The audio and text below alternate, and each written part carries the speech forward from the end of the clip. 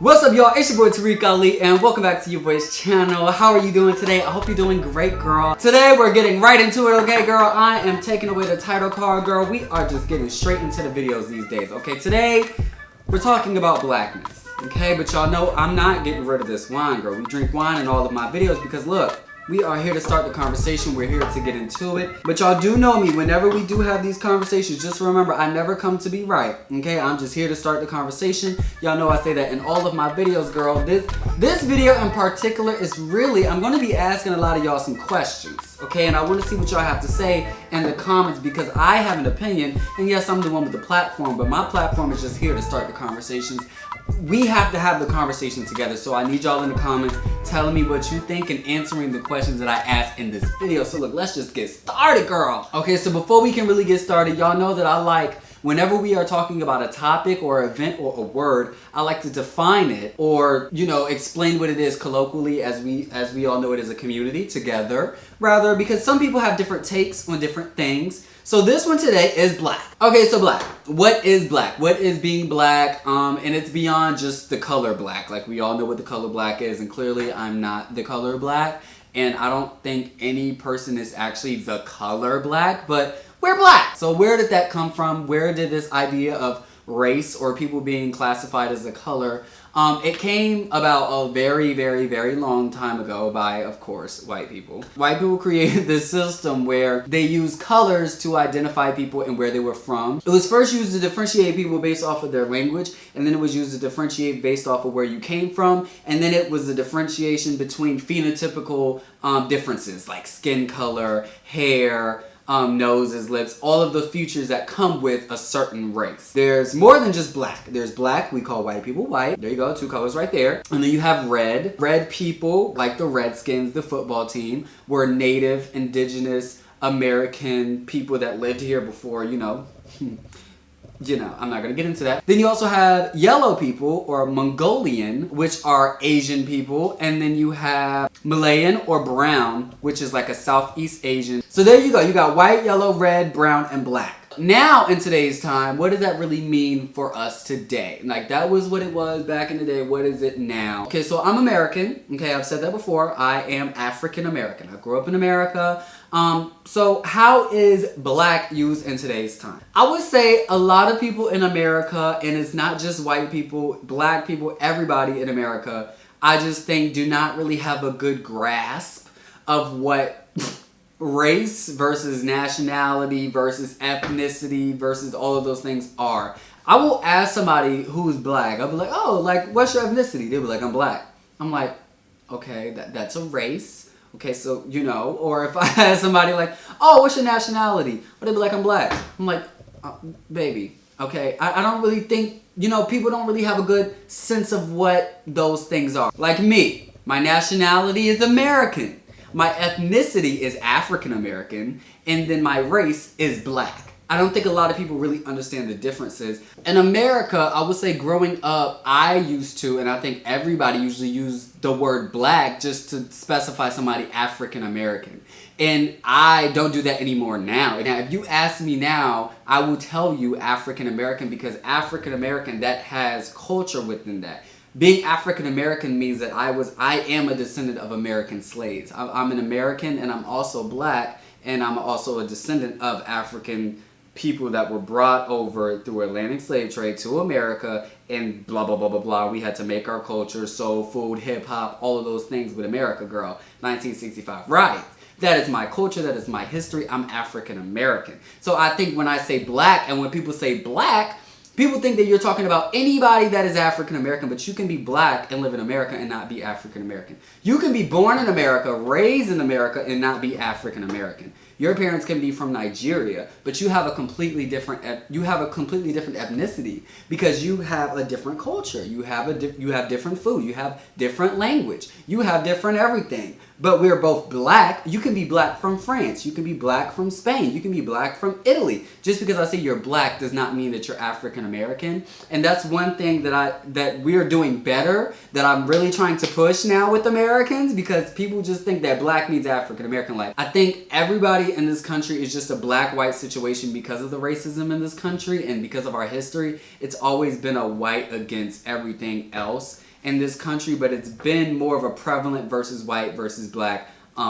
fight here in America, because other races and different ethnicities came here at a later time. And before that, it was mainly just black and white people, and then indigenous people, but that's a whole different conversation. But it's not just America. Like, I used to study in Paris, in France, and when I went there, the first week I went there and we went to orientation, I'm meeting all these different people from different countries and people in France. I'm speaking French, you know, blah, blah, blah, blah, blah, girl. But, you know, they would ask me, you know, what's your origins, girl? And I'd be like, you know, I'm American, I'm African American, what's good? You know, what's up? Y'all know who we are.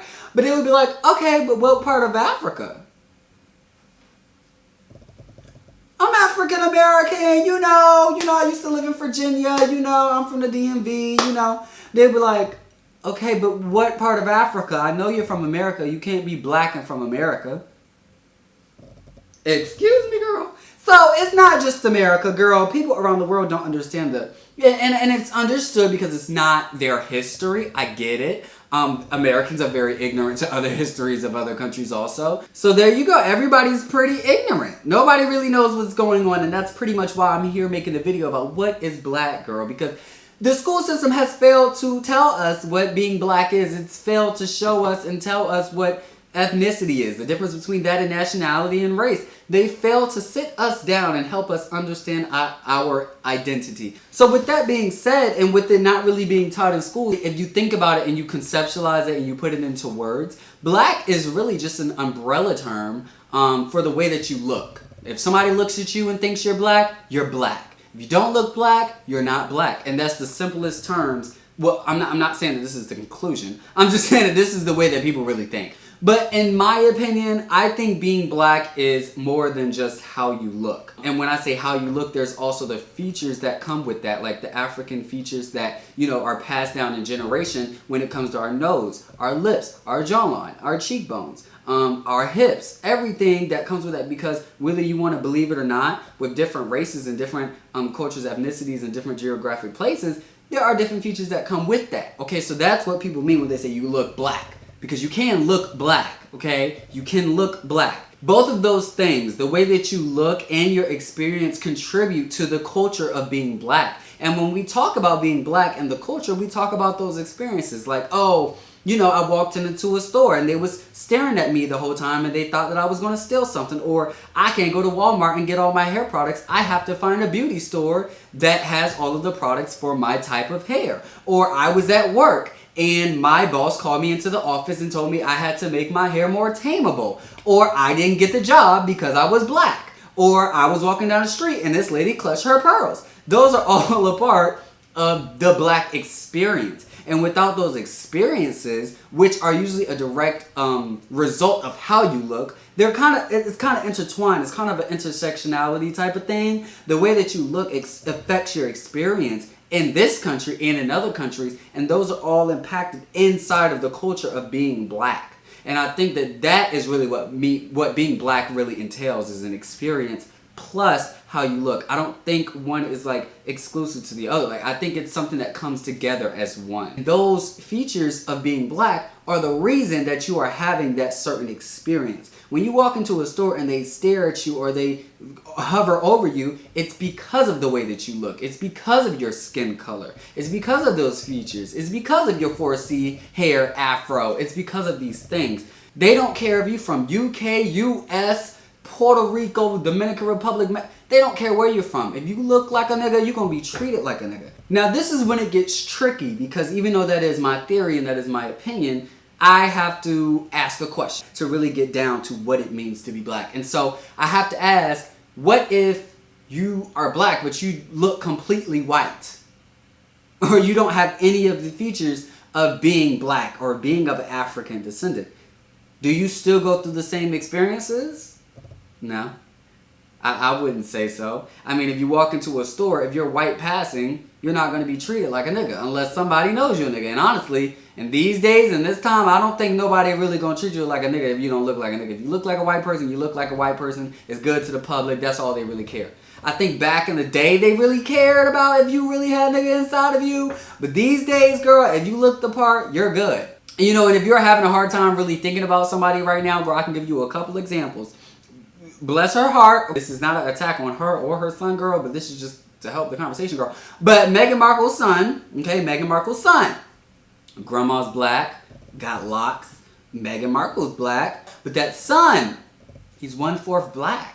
You know, and he's more black than some people that have more melanin than him. Sophia Richie, girl, that's a black girl. Her daddy's black. Now, if Sophia came up to me, girl, and said, "What's up, nigga?" I'd be like, "Girl, what the hell? What?" Girl, absolutely not. You know what I mean? But I'm not here to say they're not. I'm really just sitting here trying to give you guys examples so that you can really think about what is black and what does that really mean. See, back in the 1900s here in America, there was this thing called the Jim Crow laws. You know, the most racist, prejudiced, discriminating laws of all time of America other than slavery. But, you know, it was a thing. And with that law came the one-drop rule. The one-drop rule pretty much means if you had one drop of blood of black or nigga in your girl, you're a nigga. Girl, you could look white as Donald Trump. If they knew that your great-great-great-great-great-grandma was black, you was black and you would be treated as the black. That's the one drop rule. And this was the way that people were tested in court. So, you know, back in the day, black people were not full citizens. They were like 3/5 a citizen or 1/2 a citizen. It was just so many different things. So they used this against people in court so that they could be tried as a black person. So if somebody found out, your family might try to erase the blackness and keep marrying white people to get the blackness out of your lineage, and so that you could look white and there would be no sound of your black ancestor.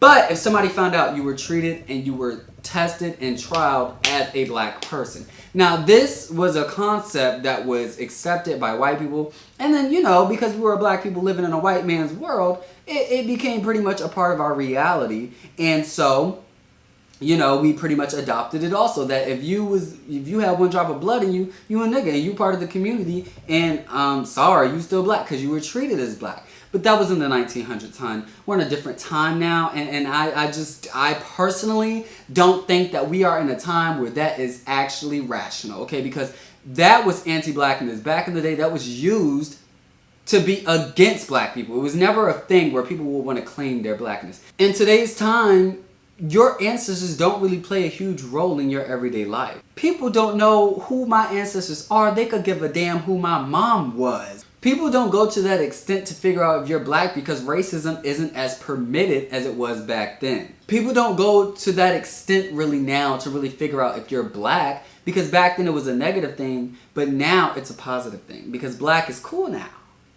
It's popping on the charts. It's popping in the magazines. We come up with all the fashion trends and then people take them and then call them their own. Black has become this like trend to be, as if it's like a decision. Like, it's never been a decision for me. I never was able to wake up and say, you know, I'm actually considering my history and actually I have some drops of black in me and my ancestors were, so I'm black. I never got to wake up and do that. I woke up and I was a nigga. I came out my mama's vagina and I was a nigga. I ain't never had that decision. I ain't never had no type of ambiguity that I was able to sit here and walk into a store and decide if I would be a black person and discriminated against and be able to be called a nigger. I was always called that. So it was never really a thing for me. So I'm happy that you guys have that opportunity, those that do. But I just never had that. So it's just weird for me. New concept. But don't get me wrong, girl. I'm very happy that a lot of people are taking pride in their blackness. I really am. And I never want to tell somebody that they're not black. I never want to police someone's blackness because let me tell you something. It's so hard already being black. I would hate to be another black brother telling you that you're not black and tearing you down because you are now extending your identity and figuring out something about yourself. That's not something I ever want to do. But what I do want to do is get rid of this one drop rule. Because it's so outdated and it's so wrong. It was used against black people and now people are using it as a positive affirmation for people that are not even black. I'm here for everybody taking pride in their African heritage and their African ancestry. But one African ancestor does not make you black. Okay? Because you don't have the features. You don't have the culture. You don't look black. You're the only person in your family that calls yourself black. The only thing that makes you black probably is that you say nigga. It just doesn't make any sense, because when you think about it, growing up, if a black person was to say that they was black in Cherokee, everybody made fun of them. Maybe if they were even 1% Cherokee or 20% Cherokee, it was a joke because maybe you got 4C hair and dark skin and, oh, you ain't Cherokee. Everybody want to be something other than black. But most of us probably are actually 2 or 4 or 5 or 20% Native American. But every time we say that, it's a problem. But now every time that a Latino person or a white, anybody says that they're black and they have 2% African in them, their great-great-great-great-great-great-great-grandma was black, and that was the only black person in their lineage, now they're black. So it's a confusing concept, and it's actually not confusing. It's not a thing. It was a thing back in the 1900s with Jim Crow, where the one drop rule was a thing, but that's not a thing anymore. My aunt did Ancestry, okay? So my entire family, we did Ancestry, and it turns out that we 5% Asian. Does that make me Blasian? I don't know anything about Asian history. Girl, don't nobody in my household or family, nobody know how to make Asian food. We don't speak the language. We don't have any family over there. I have no connections to Asian anything. But yes, it's a part of my lineage, yes. But I'm not Asian and I don't have any rights to that. I just want to understand this concept that because you are a descendant of an African person, or maybe one African person, you are black. That would make me Asian. That would make me... I had a lot of things on my ancestry, girl. I would be a lot of things. I could go around telling y'all I'm a lot of things. It's like, because being black is such a cool thing now, that 1% means something. But for black people, that 1% don't mean nothing.